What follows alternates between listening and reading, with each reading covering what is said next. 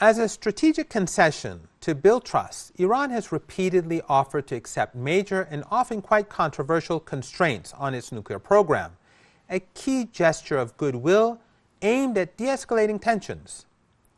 The first major agreement was reached in 2003, negotiated by President Khatami's administration with European powers. Iran committed to suspend all enrichment-related activities, swiftly implement the additional protocol, and provide a full declaration of its nuclear history, as detailed in an earlier IAEA Board of Governors resolution. In return, the Europeans accepted three largely unquantifiable reciprocal obligations: to assist in developing Iran's peaceful nuclear program, to support efforts toward a nuclear weapons-free region, and to resolve Iran's nuclear file at the IAEA. In the end, Iran fulfilled every one of its commitments. The Western side fulfilled not one. 7 years later, the pattern repeated. In the spring of 2010, President Obama tasked Brazilian and Turkish leaders with negotiating a nuclear deal based on a framework he had provided. The terms were specific. Iran would transfer roughly half of its low-risk uranium to Turkey. In return, it would receive fuel rods for a medical reactor. It was a small technical step, but a profound political one. For the first time in years, Iran was agreeing to ship its strategic uranium stockpile out of the country. Contrary to Obama's expectations, Iran accepted. He had been counting on a refusal. Consequently, his administration's response was to ignore the deal and instead push ahead with a new round of UN sanctions. Each time Iran moved towards accepting a limitation, each time it offered verifiable restraints as a confidence-building measure, it was met not with an open hand, but with a slap in the face. Escalated pressure, intensified sanctions, and deepened isolation.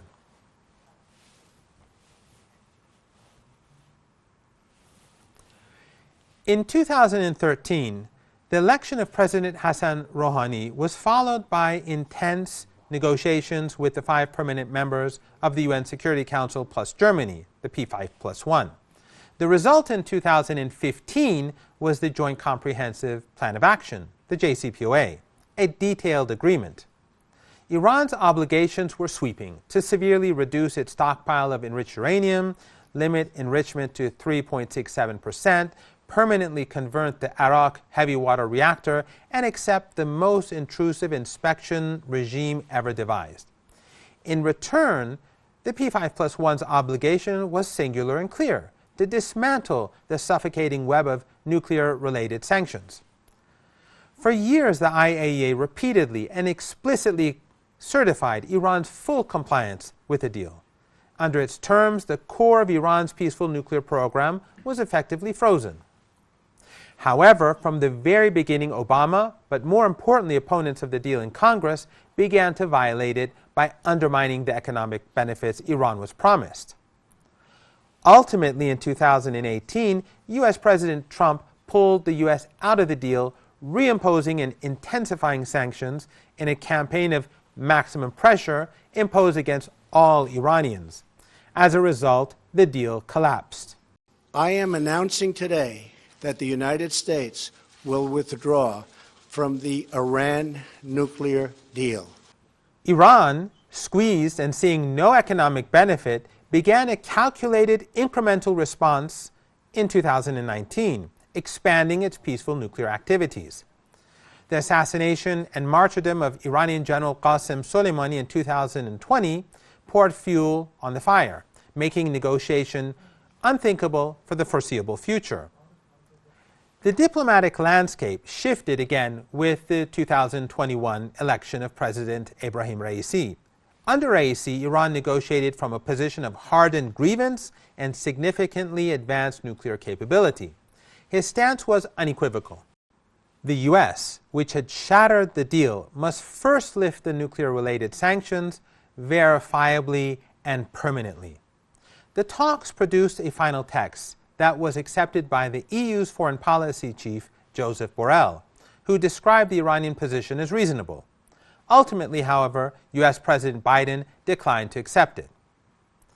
Having seen multiple agreements with the West collapse, Iran under President Raisi became more determined to deprioritize Western powers and build deeper relationships with partners in the global majority, joining both BRICS and the Shanghai Cooperation Organization during his tenure. Following President Raisi's demise and the election of President Masoud Pezeshkian, a new attempt was launched to resolve the nuclear issue through negotiation.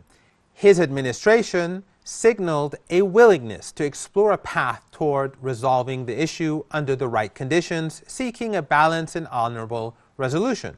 But even as Iran was beginning indirect diplomatic negotiations, the Trump and Netanyahu regimes were secretly conspiring against Iran and ultimately launched a murderous regime change war.